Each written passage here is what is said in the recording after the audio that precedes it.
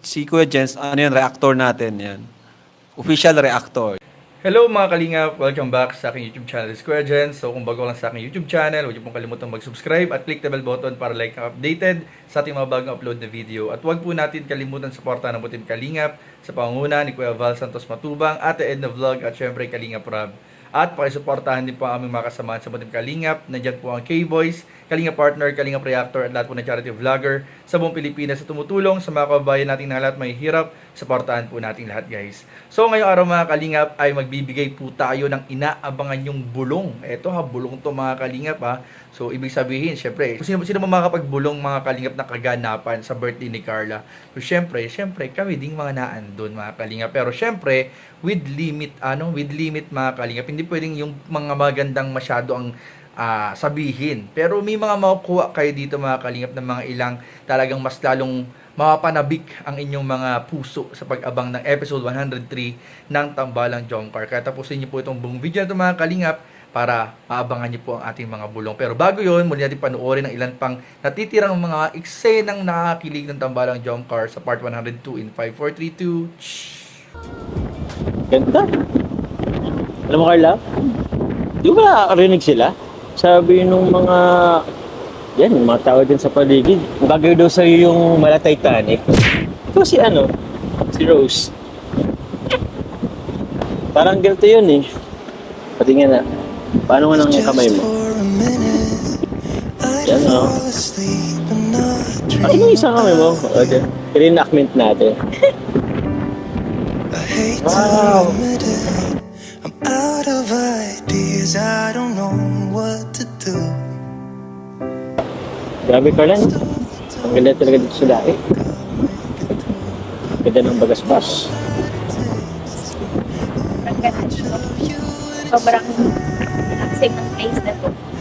Ito, yung dagat, sobra. Tara, lakad-lakad tayo. Okay, tara.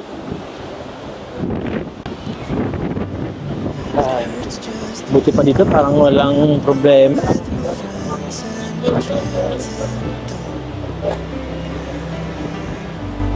So I can't remember all of the memories I tried to Ganda. Cause back when I'm so Let's get dito. I see that face and it shivers. Nobody knows the way it shivers. Nobody knows because it shivers. It's cold in the dark without you in my arms. Yeah, it shivers it all.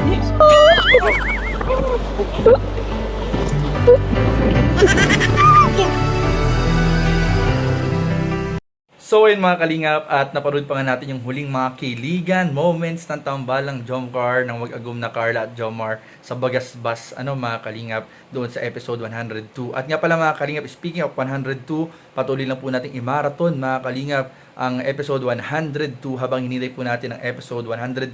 At paabutin po natin mga Kalingap, sana mapaabot natin ng 500,000 views bago man lang ma-upload yung episode 103. So maraming po salamat. Asahan po namin kayo mga Kalingap na imamarathon po natin tuloy-tuloy itong episode 102 at iba pang mga episode ng Tambalang Jomcar. At syempre iba pang mga upload ni Kalingap Rob. At ayun nga mga Kalingap, nakita-kita naman natin mga Kalingap, sobrang bait talaga ni Carla, sobrang mahal na mahal talaga mga Kalingap ni Carla si Papa Joms. At ganoon din naman si Papa Joms, ganoon niya din kamahal talaga si Carla. And talagang dun sa ginawa nga nila mga Kalingap na parang nire-enactment po nila yung parang si Jack at Rose ng Titanic mga Kalingap. Kaya ito nga mga Kalingap, yung sa thumbnail natin mga Kalingap, makikita po ninyo yung picture ng Titanic kasi nire-enactment or ginaya nila mga Kalingap yung isang sikat na pose ni Jack at ni Rose sa yung mga bida sa pelikulang Titanic mga Kalingap. At who knows mga Kalingap, malay natin mga Kalingap, magkaroon din ng pagkakataon na mag-cruise ang